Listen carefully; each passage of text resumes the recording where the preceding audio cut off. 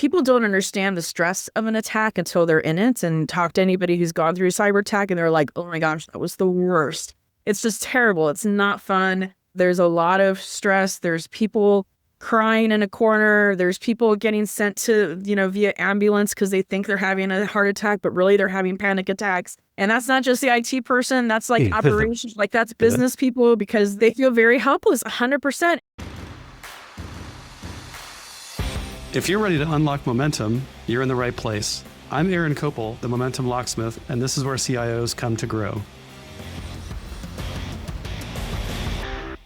Welcome, everyone, to the latest episode of Unlocking Momentum. And very excited to have our guest today. A little bit different topic that we usually have of diving in with more traditional CIOs.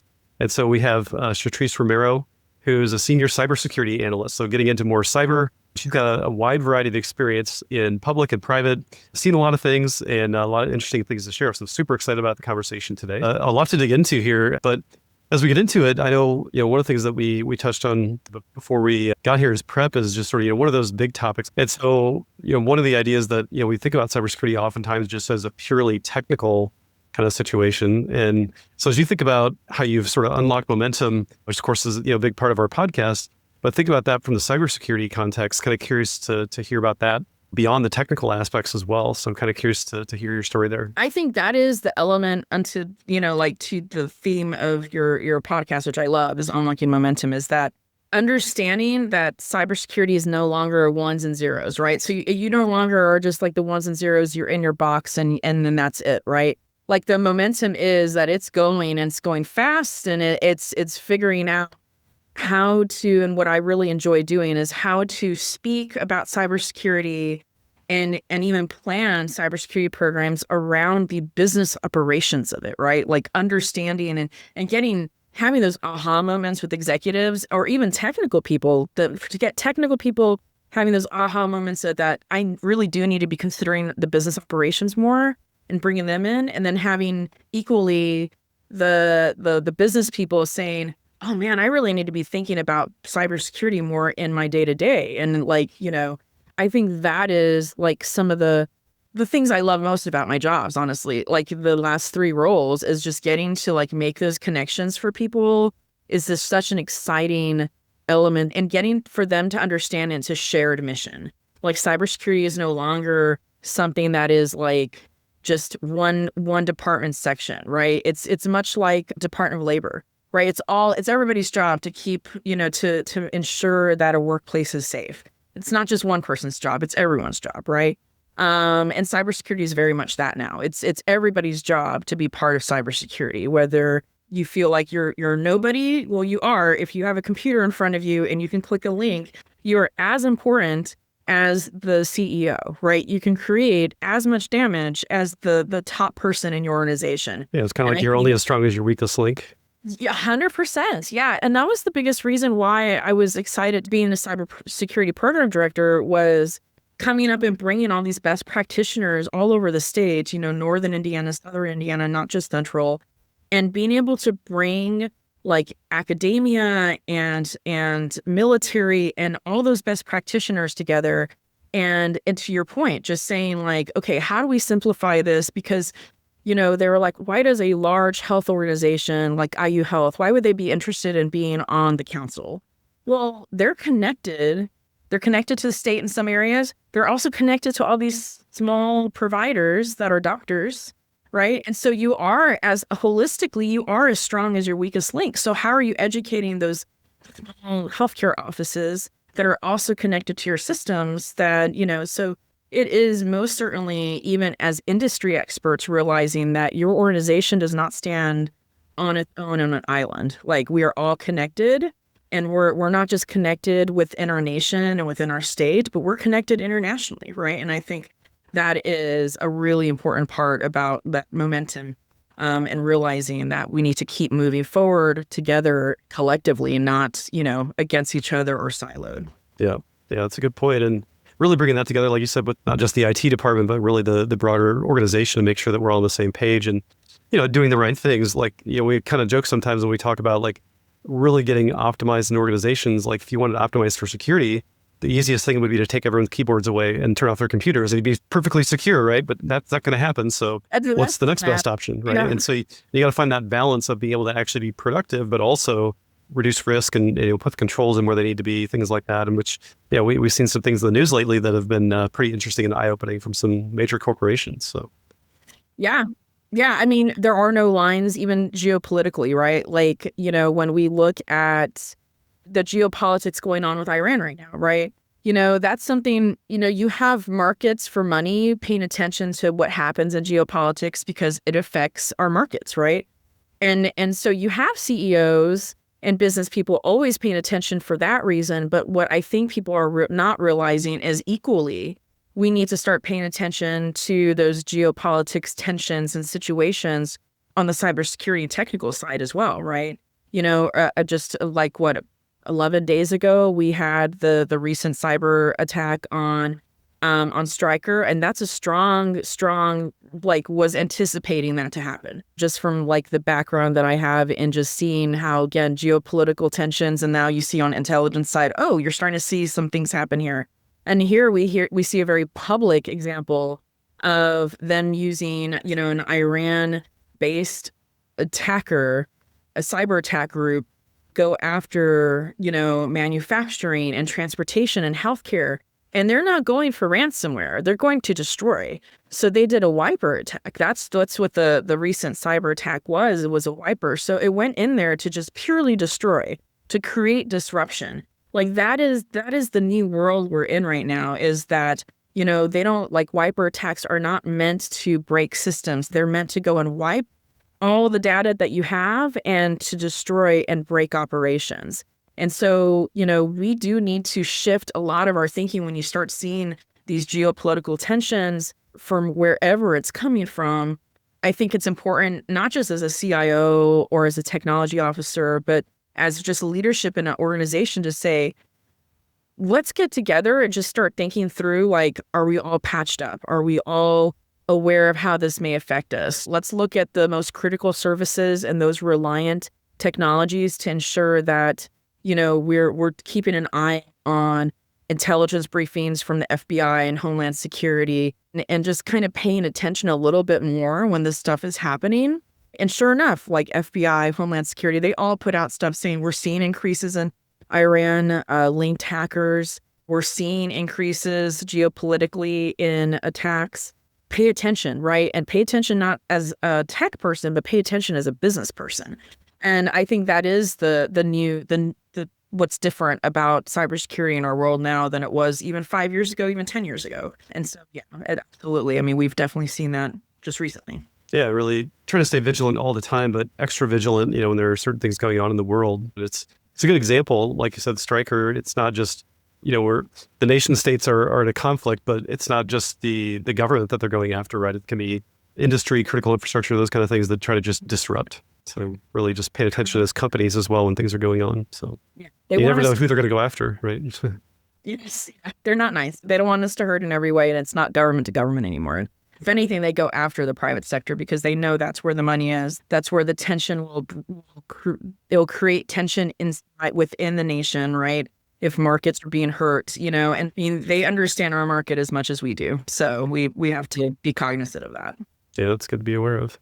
Mm-hmm. Yeah. All right. Well, shifting gears a little bit, as you think about, some of the challenges that you face trying to help organizations, and again, not just IT, but business folks as well, but trying to help them understand how to deal with these situations, how to be proactive, and then even what to do about it afterward.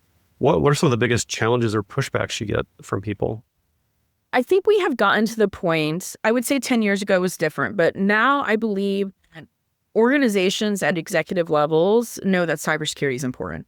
I would say 10 years ago, we were still convincing CEOs and, COOs and for them to care more than the CIO did. But now I think we've done better at that, because I think just seeing an attack in multiple attacks sometimes in the news, I think has worn and enough industries bringing it to association conferences to say hey, as an industry, we need to be talking about this, right? So I think we're there at that point. I would say the biggest challenge I see now, though, is the lack of urgency, or or being overwhelmed by the word cybersecurity, which is very overwhelming, right? Like if you're a small, medium-sized business and you're like, I know this is important, but I just have no idea where to start. And if I also don't have any more money to give in my budget for all these solutions that come with big price tags, and where do I start from there? What's the point, right? And I would say to that person, it's okay. Like, if you don't have any more money than what you're using or what you have, then at the very least, like, come to terms with you might get attacked then. Like, you might have more opportunity and there's more probably of a chance you're going to have an attack. Because if you're not doing these very important cybersecurity programs, and not all of it's expensive, you know, a lot of it is still very down to the basics, right? Complex passwords, making people change it 90 days, making multi-factor authentication required at all levels, even if it makes people grumpy. I'm in cyber and I still am like, where's my phone? Like, so I get it. I understand the frustration and not wanting to do it. But at the same time, when you're looking at the attack vectors, they are the number one ways to get in, right? Like I would say 90% all was because of not having proper MFA. And so when people are like, have MFA, they mean have MFA, like it's important, right? So we really That go back multi-factor does kill you once in a while. Like I get it. And, you know, I'm not as savvy on cybersecurity as you, but the thing that kills me is like when I go to order a pizza or something and it has me do that, I'm like, seriously? Like you need to do this? Come on. Like, but I get it, and I do it, and, you know. Yes, I have to say, like, they're going after the information because data is the new currency, right? So I think the biggest issue I have now when I talk to people is them prioritizing it. And if they don't have the ability to do more than what they're doing, then at the very least do an incident response plan and tabletop that incident response plan with your leadership. So outside your IT group, it needs to have like the people in charge of things that if the business goes down, what are they doing while you as the IT person is fixing it? Because a lot of times I'll find the IT person's like, oh, I have an incident response plan. I said, okay, have you tested it with your leadership? Oh, no, they won't do that. Well, Okay, so I'm kind of curious, like I hear people talk about tabletop, but I'm kind of curious, like, what does that look like? What's if you could summarize sort of like, what does that tabletop exercise look like? Oh, yeah. I mean, that's like my favorite thing to do with clients, honestly. It's like one of my main things I do is just say, okay, what's your incident response plan look like? So if everything goes down and your computers don't come up, if Microsoft goes down, if all your systems are down, then how are you getting people together, right? So it's like a crisis communications plan. Who in the organization are needs to be the ones making these decisions? Because you may need to pull in the FBI, a cyber insurance. You may need to pull in a vendor right away, right? Like those things. So you may need to spend money very quickly. So, you want your lawyer there, you want your CFO there, right? You want most certainly, and if you're making those decisions, you're going to want your chief operating officer, your business manager, and you're going to want the CEO or the president of the company. None of those things I just said are IT people, right? Like you have so many people outside of IT during an incident. And a lot of times I walked into, and there's so many incidents I've walked into, and they had an incident response plan. And I say it with this because I always say, if you haven't tested it, you don't have one, you have a draft one. You don't have an incident response plan unless you've tested it and you've actually used it, right? So when we're going through an incident, the number of times a president or like non-IT people, like the executives come up to me and they're like, I had no idea I was going to be this involved in a cyber attack. But oh my gosh, this has been the most stressful week of my life and my entire career. Like, is intense, right? Like, it's very eye-opening in the sense of like that is a big challenge with leadership right now. Is that they still they get that cybersecurity is important. That's a huge win for cyber, but they don't get their place in it. Still, they still think IT will take care of it though. So I've already told IT people to spend money on it. Okay, well, you're still a part of it, right? If things go down, you're the one that's going to make the decision, and you definitely don't want to put the IT person in front of your board or in front of the media. Like, it's going to be you, right? So what is your plan for that? And then just the most basic things, like just reminding people, like, okay, you have an incident response plan. Okay, well, now you have like the 10 people that make the decisions. Awesome, that's great. Okay, now, why is all their contact information, your VoIP office system and your email that's going to be down? Like, you have no out-of-band communication. So how do you kind of communicate with these people? Oh, you know what? I don't have that information. Right. guess what? You're spending several hours during an incident just trying to find people. That is not the thing you want to do, right? So that's that tabletop exercise. I mean, it is really like role playing out an incident that happens, and then just like talking through like what are the steps? How do we deal with it? Like, and to your point, a lot of it's not IT. It's more like IT is letting you know it happened, but now we got to deal with it as a business. Yeah. It's literally like walking through that like a role playing exercise. Yes. Yeah. Role playing it. And then even hearing people, like people's roles in it. So they're like, okay, IT, what are you doing? Right? Like, oh, well, if it's this type of attack, I'm not doing anything. I'm waiting on the third-party vendor, right? And then it's going to be like, well, do we know the third-party vendor has a plan? I don't know. We never asked them. Like, that's like the Stryker thing, that's a vendor management issue, right? Every company that was affected by the Stryker attack that just happened from an Iran-linked organization, that's a vendor problem. So then now you're dealing with like, I can only fix what I can fix. And so then what do you do with your leadership? So to your point, if it's that, then like, okay, leadership needs to come up with like, all right, what are we telling the members of the public? What are we putting on our Facebook page, on our LinkedIn page? How are we doing payroll this week if it's due this week? Because, employees don't mind a couple of days off because of a cyber attack. They're like, oh, I can't do work. I guess I'll just stop for today, right? And I'll go and enjoy like a cyber virtual like snow day, right? But man, they care if they don't get paid. And then now you have angry people, right? Like you're like, so these things are really, really important that we go through, and we go through the business operations of an attack. And I think that is always the aha moments. And then all of a sudden now the CEO and business people are saying, crap, we need to like really like solidify our cybersecurity planning. We need to make sure, what are we missing, right? Or we need to talk to our vendors to make sure that we're all on the same page, and we are requiring them to tell us when bad things happen, those things. Well, it's really important too, and brings it back to like where you started with introducing yourself about the PR background. I mean, that's obviously a big part of it. It's not just how do we fix things and get it back up, but you got to manage the PR situation and help everyone understand what's going on, not just internally, but of course externally, especially if you're a public company or a government agency or things like that. I mean, there's a lot of, I'm sure, public scrutiny. Everyone wants to know what's going on. You're going to get reporters calling and all that kind of stuff. Like, we need to know what to do, what to say, what not to say. Yeah. And just the psychology of an attack. We talk through, like, I'm formally trained in emergency management as well. So being able to work through people don't understand the stress of an attack until they're in it, and talk to anybody who's gone through a cyber attack and they're like, oh my gosh, that was the worst. It's just terrible. It's not fun. There's people crying in a corner. There's people getting sent to, via ambulance because they think they're having a heart attack, but really they're having panic attacks. Like, and that's not just the IT person. That's like operations, like that's business people, because they're going to... So they feel helpless. Yeah. They feel very helpless, 100%. And so the psychology of an attack has to be handled very appropriately. You just can't handle just off the cuff, because that's where you hurt feelings. That's where you hurt your business. That's where you hurt your bottom line. That's where you get in trouble with regulators.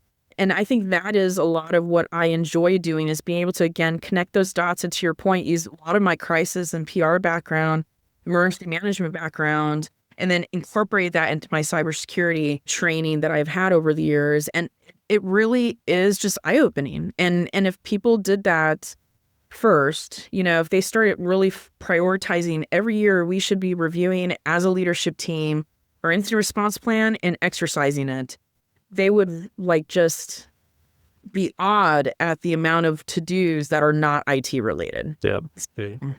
And so, to your point, there's a lot to it. And if it happens to you, obviously, then you got a plan and you can go about it much more easily. But it's like insurance, right? It's not useful until you need it. And then you always just look at it as an expense or a time suck. Just thinking about all the different types of insurance you have as just a normal person, right? Auto insurance, home insurance, rental insurance, all those kind of things that you just keep paying that check. And if nothing ever happens, you feel like it's a waste. But the first time something does happen, your basement floods or you get into an accident in your car, then you're like, wow, thank God I had that, right? Yes, 100%. Yeah. And there are cyber insurances out there that take care of a lot of that. And a lot of people, there's some really good cyber insurance organizations. There are also not very good ones, right? So, even just getting cyber insurance, a lot of people are like, oh, I'm good. And I'm like, are you though? Because that cyber insurance is probably like counting on you having your stuff together. And if you don't have your stuff together and they come into an attack, they're going to be like, yeah, we're not paying you. Like, we're not giving you money, right? And that happens more often because I think people are still learning how to use cyber insurance. So again, even in the planning and tabletop exercising, we talk about like, all right, what does your insurance actually cover? Oh, it covers just the ransomware payment. So you're on your own for everything else. Okay, well, that's important to know, right? Or, oh, it covers you, but if it comes in a multi-factor and you didn't have it configured properly, you just lost your cyber insurance. Actually, it's not going to cover you at all. So now you're out all the money you've been paying cyber insurance and you have to bring in money, right? So those things are important to figure out. Again, that's a risk. It's a financial risk. It's an operations risk. That's what you're looking at, right? And I think, again, to that challenge question, getting executives to put that energy and also the buy-in to your CIOs and CISOs, that when they come to you and they're like, hey, we really need tabletop or incident response plan, to listen and say, okay, I do need to prioritize that. Like, I do need to know my role in that, right? And if we have holes and gaps. Yeah. So. Yeah, I'm sure. I mean, there's probably varying degrees you can do that as well. I mean, just pulling it out and going through it at least to understand like who are the players and who needs to be there is probably a good first step. But then actually playing it out, I'm sure you could do that over the course of a couple of hours or a couple of days, like depending on how deep you want to go and different scenarios. So, but it's the favorite part, probably a good investment. And to make it fun, right? Because I've done tabletop exercises for majority of my career, and they can be really dry and really boring. And you're sitting there and you're like, I'm getting nothing out of this. I'm on the phone. I gotta tell you, when I do tabletop exercises, it's quite entertaining because I feel like I would enjoy it. Then I hope the people are enjoying it.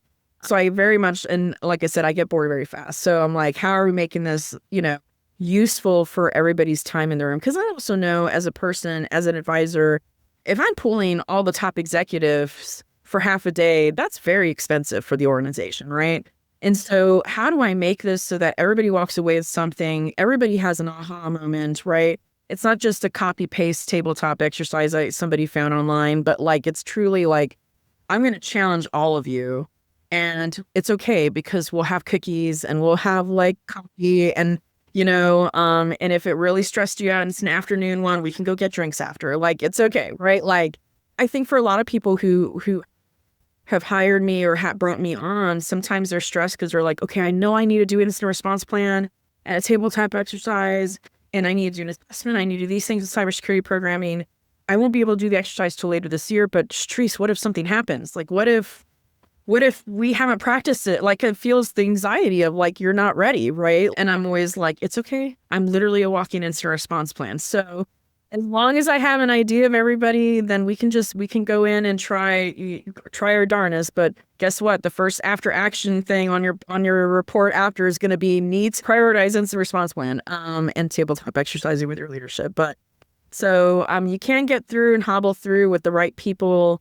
And most certainly, anybody I work with, I'm more than happy to do, because I don't ever want anybody to go through that alone. It's pretty intense. So Sure, it's a tough situation. I'm sure you've seen that. So yeah, I really have. I've seen grown men cry because they've just lost everything. Yeah, yeah. Well, it's great that when you do that, you keep it engaging for them and keep them in the game, like thinking about the different issues and stuff. A lot of what we do with our training as well is like a lot of hands-on things to keep it engaging. And then in your case, they can understand their role in it. If something really does happen, like I'm not just sitting back watching it all. I have a role to play, and I can jump in and do something about it to help. So that's great. It's great to hear. I guess give a little bit of a summary to it. The cybersecurity side of it, a little bit different than our typical episode with CIOs, but it's really interesting and important to understand more about these different facets of cybersecurity, why it's important. And, one of the biggest things, like you mentioned, was, when geopolitics come into play, no one's isolated from that. It's not just that they go after governments, that they come after business and other areas, especially thinking about critical infrastructure, healthcare systems, and the vendors that plug into those healthcare systems can be really ones that they target and prioritize. So it's really good to be aware of that, and then having your incident response plan in place so that if something does happen, you're not just starting from square one. You really have something in place at least to get started, and hopefully a more robust plan to know exactly what you're going to do, who's going to do what, who's going to call who, and how to take action. So pretty good stuff there to help people understand. Yep. And I would say for every CIO and tech person out there, I mean, if you don't know, I mean, like, be the person to say, are we doing this? Like, because a lot of times people will keep it to themselves, like, oh yeah, we have a plan. We're okay. Well, if nobody knows about the plan, it's not very helpful. And what if you're on vacation that week? Or if you have a plan, the number of times I've come into cyber attacks and they're like, well, where's your plan? My computer that is encrypted and gone. And you're like, okay, well, that's cool. Like, let's try to backtrack that. Let's try to work it out. Right. And there's ways to go about it. But yeah, it's a really important people problem. I think cybersecurity should be at the top of the list for not just CIOs and CISOs, right? But tech officers and presidents and operations people, that they should be considering that, because it's a people problem now. We're at 90% of all cyber attacks come from something that person does. So whether they click a link, whether the tech group didn't do patches right away or configured things correctly, we're looking at that. It's no longer they're just going after the ones and zeros matrix of your system. Like, that's not happening that way. They're psychologically manipulating people, socially analyzing them, getting them to click on things, getting them to share things by phone calls. Like, and AI most certainly we could just do a whole episode just on AI and cyber. But, that has made things even easier for bad actors. So while AI is making everything easier for businesses in a lot of ways, it's also making it a lot easier for bad actors and their bad businesses, right? And so I think there's a lot for CIOs and tech leaders to take from just being aware, and it's really more within their arena than before. Well, it's one thing we bring up on the show quite often, as in my book as well, is the role of senior technology leaders like CIOs. I mean, their role is less about managing the technology anymore. It's really about being a good business partner. And of course, cybersecurity ends up being a big business problem, right? So it's not just a technical problem. It might start on the technology side, but it rapidly becomes a business issue. And so really getting them to plug in, help their business understand the situation, what the impacts could be, and why we need to pay attention to it is probably really important. So from a tech leader perspective, really taking on that role as a mentor and partner to the rest of the business to help them understand what to do. So 100%. A great recap. Yeah. So with that, Chetrice, I'd love to hear a bit about your background and sort of how you got to know. I would say I'm not a traditional cybersecurity person. So if anybody is like thinking about like, well, I don't want to hear cyber talk, I promise I won't be too technical, because I didn't even come from that world. And I kind of came about cybersecurity in a very unique way. So I started my career in public relations, crisis communications, and then kind of moved into business strategy. Then became an executive at the Indiana Utility Regulatory Commission, and that's where actually I dipped my toes into cybersecurity. So kind of a unique way of going about it. I was the policy director there. I ran the cyber security initiatives along commissioners that had that as, part of the portfolio. So that kind of also got me involved in the emergency management, which then between that and cybersecurity, I was hooked. I was like, that is what I want to do moving forward. So I'd learn a lot of these very complex things. And one of the things I love to do is to simplify, out of clutter, find simplicity. It's a very popular Albert Einstein quote, but I've literally that is the core of how I work. It's, if I don't understand it, then I need to simplify it. And I definitely can't go speak about it if I can't simplify it, right? And so when Governor Holcomb came and became governor, he appointed me to be the first cybersecurity program director for the state of Indiana, fully dedicated to cybersecurity strategy for the state, which so happened to also be the first woman in the nation that was fully dedicated to cybersecurity strategy. We were really ahead the game of saying we need somebody fully focused on how do we bring together industry and regulators and vendors and all these things, because everybody's talking about cyber, but nobody's really organizing it so that we are all working together and kind of working at least alongside each other instead of against each other or duplicating efforts, which is never helpful when you're really trying to make a big difference, right? I loved that role. I got to build the cybersecurity strategy, a couple of strategies, and really it wasn't just developing strategy. What was amazing about the governor's council that I led was that it got to be implementation too. So as a council, we were we need a cyber hub website. We need to be able to educate the have-nots of cybersecurity on what they need to do, and how do we bring these best practices and simplify them for people who are just never going to hire a security officer. They probably won't even hire a chief information officer, right? So how do we simplify it for basically the general manager to take on cybersecurity, right? And this is in finance and in energy and water and, all utilities and telecom and healthcare. It really was just a huge effort, more than 350 experts over the time I was there that I got to work with day in and day out. And it just was such an incredible volunteer workforce that brought millions of dollars of education and toolkits and programming to the state of Indiana for those have-nots through the council. And it just was like one of its kind in the nation. And so I was really fortunate that Governor Holcomb gave me that ability to just kind of run with it and do something really different and do something that was, again, just like from bottom up. But towards the end of, as he was coming to the end of his tenure, I really had been with the state for more than 15 years. And so I decided to make a change. And at that point, I went to the Federal Department of Homeland Security, the Cybersecurity and Infrastructure Security Agency, and I was the cyber advisor for the entire state of Indiana. I basically was a walking CISO, so walking Chief Information Security Officer. If you were in critical infrastructure, then you could ask me any question, and your federal tax dollars already paid for me and paid for the services that CISA has.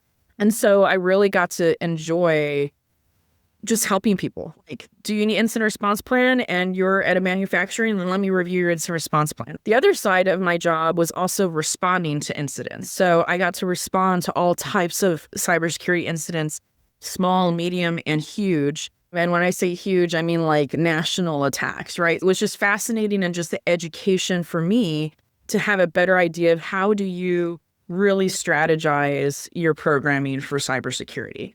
Because there is no one way, one way is the only way to do it, one size fits all. It used to be that way, I think, in cyber. It used to be very singular in a lot of ways.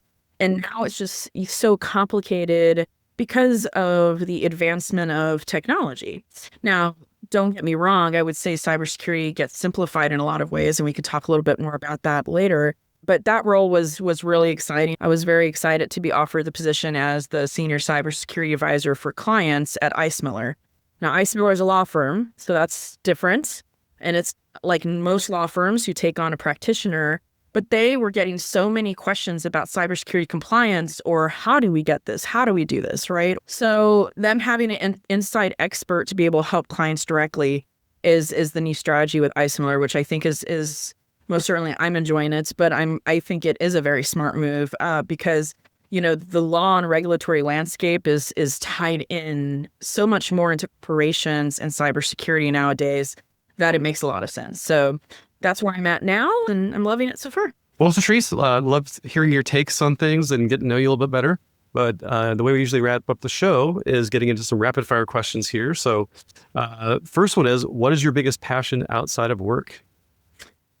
I mean, that's a tough one because I have 4 children, an amazing husband who's in emergency management. That always makes our talks fun. And I have a lot of fur babies. I think probably my family and then, outside of family, I really love, space, and I still love learning technology, but I also like to disconnect. So I'm a big water person. So throw me by big water and I'm pretty much happy. I think it takes it from the good old days of I'm from Texas. So, lived and grew by the Gulf. So being by big water seems to be a huge passion. If I can get out of the office, I try to get by water as much as possible with my family. So it's like a bonus if it's with everybody and happy dogs running through water. It's like the best day ever. So. Nice. You can put it all together, family, pets, and water. Always. Oh, yes. Yeah. Which, during the summer and as we're coming into nice weather, I actually get to do, which makes me very excited. It's a good thing. Yeah. Yeah. I'm definitely tired of the cold. Yes, most certainly. Yeah. But I love the seasons, but by the time it comes to the end, I'm ready for the next. So. Yeah. That summertime can't come fast enough. So, yeah. Yes. All right. Well, love hearing about that. So the next rapid fire question is, if you could have a coffee with someone, a coffee chat, just having a conversation with anyone living or dead, who would it be? All right, so I'm going to cheat a little bit on this because I'm going to say I'd really love it if I could have 2 people, but if I had to have one, Stephen Hawking. I think the way that he just thought about things was amazing. But if I could do a dual one, it would be him and Albert Einstein, just all three of us just chatting about, I think what's been very interesting, and not most certainly not saying that I'm in any scope to them, but I think when you are building things that nobody's thought of or created, or you're the only one in that area for at least a minute, right? I think it's quite amazing to be the only one in the room, and maybe people look at you and you're like, what are you doing? Like that, nobody's ever done that. And I have felt very fortunate in my career where that's probably the only thing I can relate to is with the incredible life and career that they both had was, building the cybersecurity program from the ground up for the state of Indiana, even building the last 3 roles I've had to build from scratch up. And I think getting to do that is really exciting and fortunate, but also it's difficult and it's lonely sometimes. And I think sometimes when you look at these great scientists who really were like the only ones who were doing and talking about the things they were, and having to kind of defend a lot of what they did at the beginning until people kind of got on board. And then how that changed them over the years, I think is quite amazing. And how they kept being grounded through, even to the end. I found that things and quotes that they said and did and things they did, just you still found that they stayed grounded. I find that to be very just brilliant, and would love to just pick their brains on what that life work balance was for them, when I'm sure at one point in their lives it was just their work was everything, right? So Sure. so yeah, it's cool. Yeah, I have coffee with or drinks with. I mean, I probably would say coffee, like we can do Irish coffee. I'd rather have a beer with them, but if I had to do coffee, it'd be that too. That's fine. Yeah, I know. That's great. I mean, I'm sure they felt lonely, and maybe people thought they were a little bit crazy, but they had confidence in what they were doing, of course. So yeah, but it is when you're doing something new and novel and sort of groundbreaking, it can feel lonely and a bit crazy at times. So yeah, yes. Good point. Especially like building things out for, it's one thing to be in cybersecurity, but then for the government, I'm sure it's a whole different ball game. Like you're getting into areas where certain restrictions and things, but also certain expectations from everyone in the public as well, that things need to work well and be taken care of. So I'm sure it's a tough pickle. So it could be, I'm sure, lonely and also very frustrating. So yes, and I, you're right. I mean, that's why I think like Einstein is so fascinating, and Oppenheimer, but like they had to build things with a lot of government in mind, but while also staying true to the science and their science like culture. And that's a very difficult thing that, I found myself in. Like cybersecurity is apolitical, but you build, big things in government, and there are times where you're like, why is this more political than it should be, right? And how do you balance playing the game and understanding that you're playing chess always while still being effective and innovative and thinking outside the box and still delivering results. And I find that to be such a fascinating thing to do now, but I think in a lot of ways maybe easier now because you have like social media, you have ways to communicate, and get people more on your side, right? Whereas, more echo chambers, if you will. But back then, you were like, it was done by papers and things that like did not go out to the general public. And so you really were like, you were isolated, very isolated. And so I find that to be like just even more fascinating. So it probably seems even more eccentric because you couldn't really interact with the public as much unless you're like, writing an editorial or something like that in the paper. So, exactly. Yeah, pretty interesting. Well, last rapid fire question then. What do you want to be remembered for? That is a hard one. If I look at the whole scope of my life, I would like to be remembered as being sincere and genuine in everything I did. So, authentic with my family, authentic with the people I worked with and did projects with. I don't want anybody to ever look back and like ever question like why I did something. I want people to like know why I did something because I was just upfront about it. And you don't find that, I don't think, as often as we should nowadays. And I really build a lot of my reputation on that I'm honest and, that I can, I'm not a blabber and I'm not a gossiper, but I also am aware of everything that's going on at the same time and, the things that may be not so nice and all that. And I still try to be as authentic as possible. People, get what they see. And I think a lot of times people are scared to show that side of themselves. And maybe for me, I'd prefer to, maybe I'm also just lazy. It just seems like a lot of work to have dual personalities. But also, so I think if people looked back, that I made a difference sincerely, and there was no like, why did she do it? What was her intentions of doing it? That all the work I put into, the state of Indiana, all the work I did at the nation's, at the nation level, national level, at my nonprofit level, and even within my own family, I want people to remember me as sincere, and I think that would be pretty amazing. That's great. Yeah, I like that. That's great. Well, thank you so much for sharing them. Well, Chetrice, loved chatting with you, and I know people are going to want to know how to get in touch with you if they have questions or want to follow up. So what's the best way for people to get in touch with you? LinkedIn is great. Definitely mention the podcast because, I'm in cyber, so I don't just accept everybody. I usually have to meet them, or they've heard me specifically from somewhere. So mention the podcast, and then definitely reach out to me. I'm also icemiller.com, and you can just search Romero and I'll come up, and all my contact information will be there. But yeah, I mean, if anybody wants to grab coffee or virtual coffee, if you're not in the area, I'm more than happy to talk nerd and cyber and business all day, any day, or, science nerding or sail nerding or water nerding. I'm just all about it. So yeah. Yeah, that's great. Well, appreciate you having you on and sharing all your wisdom with us and our guests. So really great time. So yeah, thank you. Thanks so much. Thanks for tuning in to Unlocking Momentum. If today's conversation sparked ideas or gave you a new way to think about leadership, check out our past episodes and resources. Don't forget to follow and subscribe so you never miss an episode. And if you'd like to connect with me, Aaron Kopel, the Momentum Locksmith, you'll find the link in the show notes.